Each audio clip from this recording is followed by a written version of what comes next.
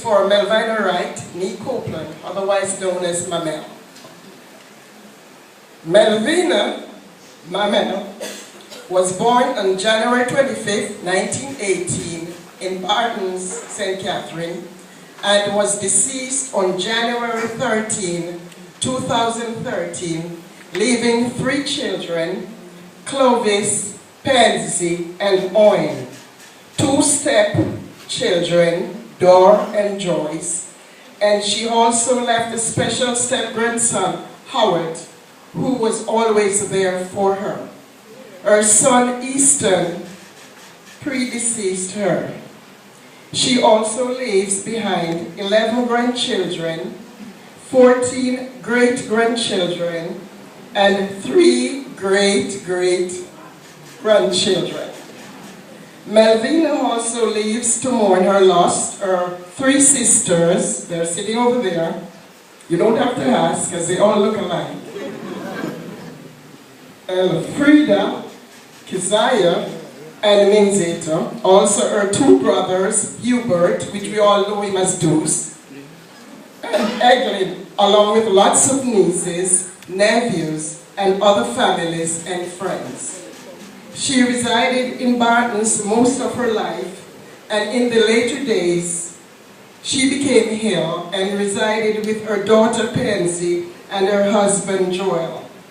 Melvina was married to Malachi Wright on June 26, 1974, and he was deceased January 14, 2004. They lived a humble and a very loving life, with going to church on Sundays whenever possible. She was a very hard worker and honest living to put bread on her table, and she strived to do with kind heart and always with a smile.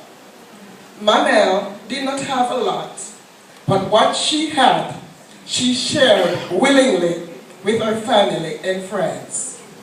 Her doors was always open to help accommodate the family at all times. That nicely cooked meal was always a part of that visit, especially for her family that would come to see her.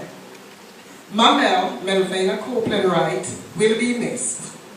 But we as Christians do know that ye sorrow not, even as others which have no hope, as Paul reminds us in 1 Thessalonians 4, verse 13, and continues to exhort us in 1 Corinthians 15 and verse 19. If in this life only we have hope in Christ, we are all of men most miserable. Therefore, we who are in Christ are assured that we shall see Mamel again, for we know where she is now. For as 2 Corinthians 5 verse 8 says, to be absent from the body and to be present with the Lord, so we know her soul is resting in peace. Thank you.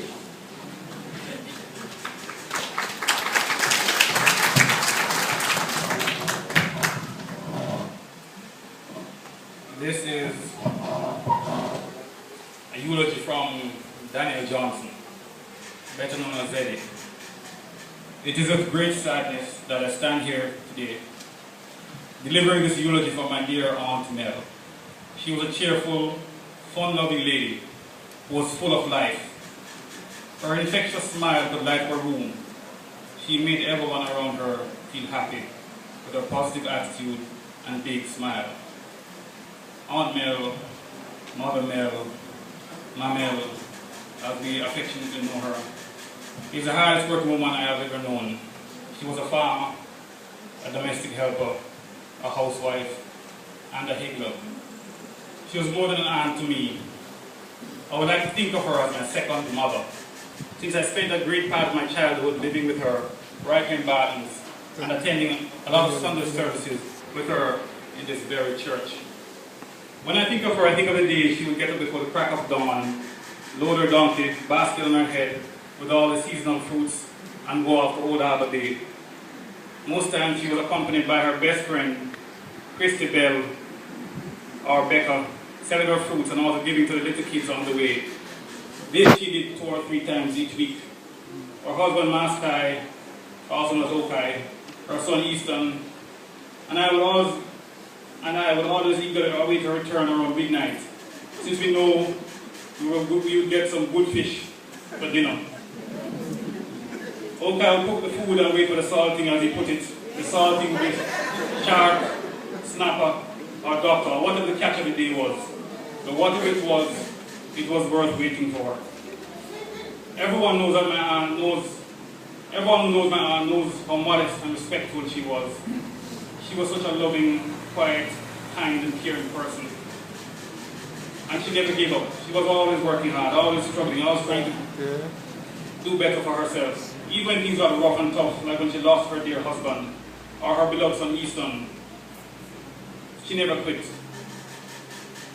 She did what she had to do in a loving and caring way. Whenever I returned home, I would go and see her. And whenever I was leaving, she would kiss me goodbye and say, whenever I was leaving, I would kiss her goodbye and she would smile and say, "I'm not sure about when you'll come back and see me now. I got down in the country."